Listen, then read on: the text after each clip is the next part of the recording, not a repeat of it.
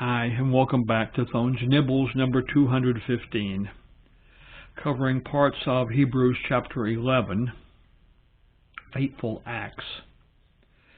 Now, the Fateful Acts turn out to be a long bit of reading, so I'll just warn you that up front. We'll be reading Hebrews 11, verses 3 through 12. So basically 10 verses, which is a little more than we normally do in a nibble. By faith, we understand that the words were framed by the Word of God, so that the things which are seen were not made of things which are visible. By faith, Abel offered to God a more excellent sacrifice than Cain, through which he obtained witness that he was righteous, God testifying of his gifts, and through it he, being dead, still speaks. By faith, Enoch was taken away so that he did not see death, and was not found because God had taken him.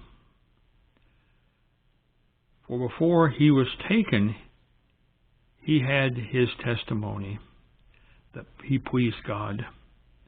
But without faith it is impossible to please him.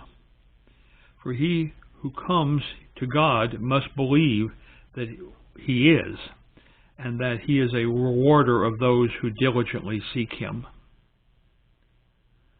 By faith Noah, being divinely warned of things not yet seen, moved with godly fear, prepared an ark for the saving of his household, by which he condemned the word, and became heir of the righteousness which is according to faith. By faith, Abraham obeyed when he was called to go out to the place where he would receive an inheritance, and he went out, not knowing where he was going. By faith, he dwelt in the land of promise, as in a foreign country, dwelling in tents with Isaac and Jacob. They're heirs with them of the same promise. For he waited for the city which has foundations, whose builder and maker is God. By faith, Sarah herself also received strength to conceive seed, and she bore a child when she was past the age, because she judged him faithful who had promised. Therefore, from one man, and him as good as dead, were born as many as the stars in the sky in multitude, innumerable as the sand which by the seashore. These people, and those of you who are from my church, which there's one or two of you I know at least, this is all about faithful servants, which is what our teen group used to be called. Why is this in the Bible? It's giving good examples of people of faith in the Lord. It's intended for all believers. What's the communications here? Follow these examples to be better servants of the Lord. Makes sense, huh? Application to my life. Faith is primary to belief, and belief primary to salvation. These people did their great things because of their faith. Now God communicates this. Faith allows us to understand the creation of God. If we look at the creation and don't believe in God, then we say, isn't this lovely? Wonder why? We don't understand things. Just as a person who does not believe in God may say that there's no absolute right and wrong, but then when asked a difficult question, they're going to answer it because that's wrong or that's right. But they say there's no such thing as absolute right and wrong. So we have to understand in our faith before we can recognize the creation of God as it is.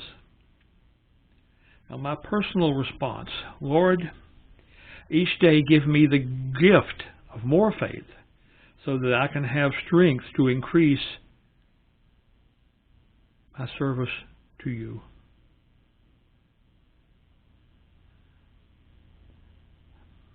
Difficult things here. There were faithful people on earth, thank goodness, who obeyed the Lord without question, believed Him, believed in Him.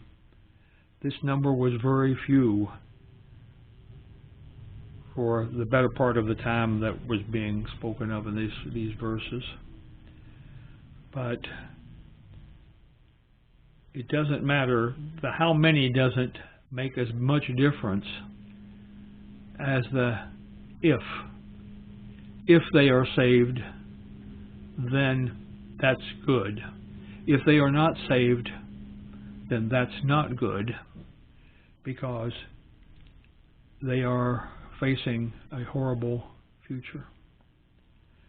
So, these people that we talk about as examples here were, in some instances, very much alone in their belief.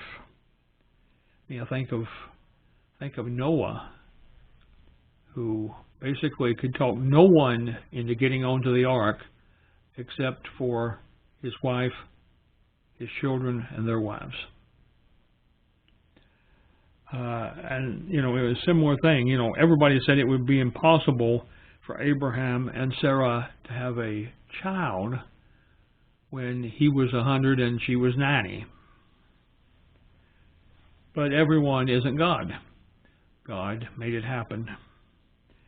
So, you know, faith is the important thing. If you have faith, then, if necessary, miracles can happen. At least good things will happen to you and to those you love.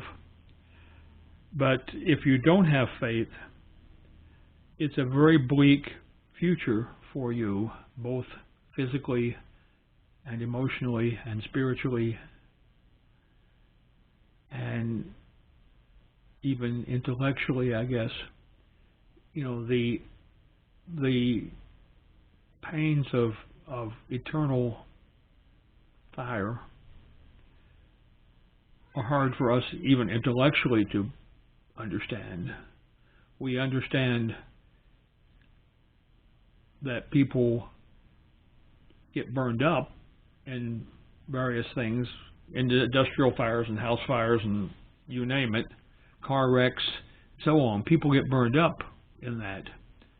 But that's a very brief period of pain that they really have compared to what we're talking about here, which is eternity.